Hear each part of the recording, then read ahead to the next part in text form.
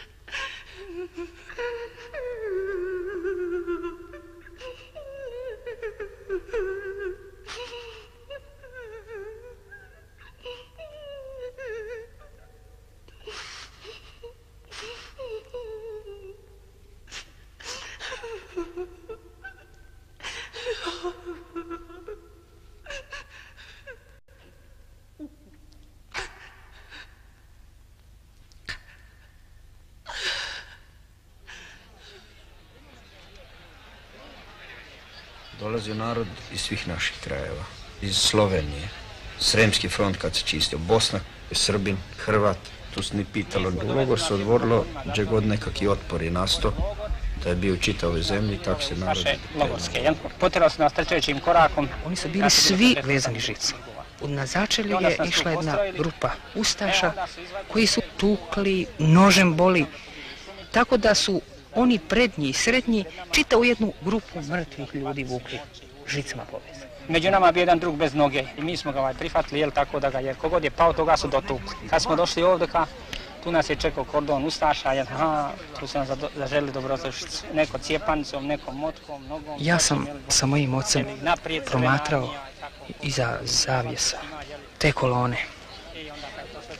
To su bile stravične kolone. Došla je jedna povorka žena i djece. To je moglo biti iz Hrvatske gore, one nošnje lijepe. I onda oni su htjeli da od žena oduzmu djecu, a da žene iskoriste da im idu brat kukuruz. Ja sam onda imao 6 godina. Žene nisu dale djece. Došli su oni iz Likovce, ustaše tu i on masu. strpali odmah na kola, povacali majke, pobili i to je gotovo. I ovaj mali zloglasni Bonco, zavučem ruku u džep, izvadimo... Bonco. Da, i izvučemo 1 ili 2 kune. Kao šta si to sakrio? Odmah da druge zaplaše, tam pred njima zakolje njega. Hrana je bila mizerna. Jedno vrijeme smo imali samo 3 krompirća na dan, 3 krompirća i to je bilo sve.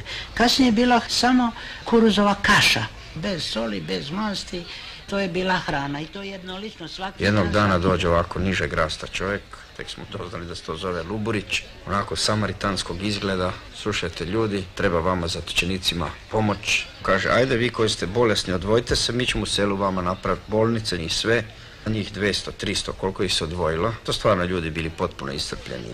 Ma nisu pravo ni prošli logorsku kapiju, ne dam pustaši, udri kundacima, do jednoga su ih potukli. Jer se to već pročilo po čitavoj Hrvatskoj strahote Jasenovca. Onda su dolazili snimatelji u logor i ovako su tražili, birali su ljude okolo i snimali su malo boljeg izgleda. Većinom su tu bili logoraši koji su tek prispjeli u logoru. 8 dana su oni snimali to u Jasenovcu. Čak izmislili jedan put nekakav koncert i tamo je bio džez i sve skupa. Strašan je bio dolaz do nasipa. Ko stoku su nas gonili. Udri po glavi, po leđima, s kundakom, motkom, gdje god kog stigo. Gdje su ubijali tamo isto? Pa nasip je pun zatočenika. Bilo nas je u proboju oko 3000 zatočenika. Posle proboja ostalo nas je 65. To su oni posljednji zatočenici.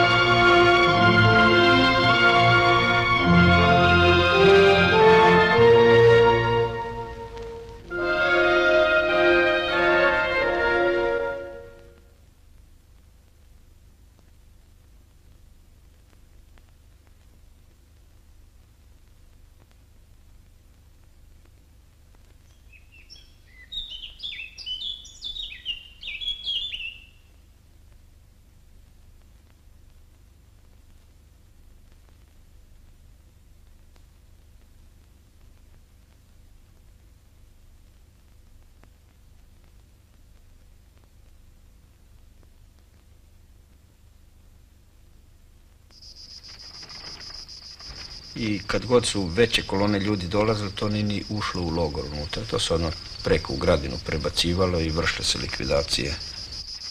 Meni koji sam se vratio sad nakon 20 godina na to mjesto, najjezovitiji prizor je za mene baš sad gledanje te uleknute zemlje. Ta uleknuća su ostale jer unutra su zatrpani ljudi i ti leševi tonu dublje, raspadaju se i zemlja propada.